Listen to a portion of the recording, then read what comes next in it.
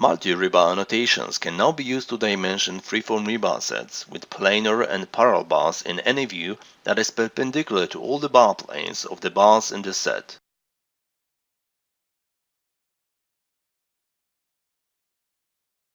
Multi-rebar annotations can also be used for dimensioning rebar sets in structural elements inclined with respect to the view.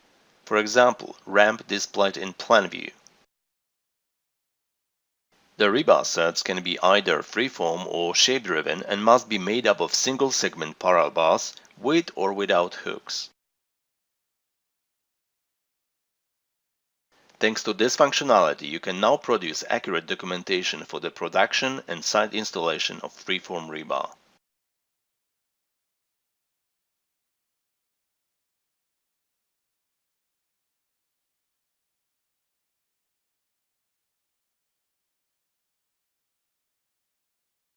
Multi-rebar annotations can now be used to dimension the position of rebar sets with respect to the concrete host faces or to any other dimension reference in Revit. The tag inside the multi-rebar annotations only extracts information from the rebar references, while the others are used for the dimension only.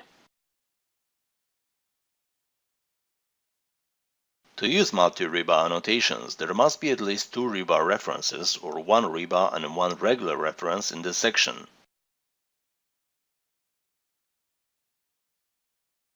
Thanks to this new functionality, you can now more efficiently and accurately produce documentation for concrete projects by referencing the concrete elements faces along with the rebar.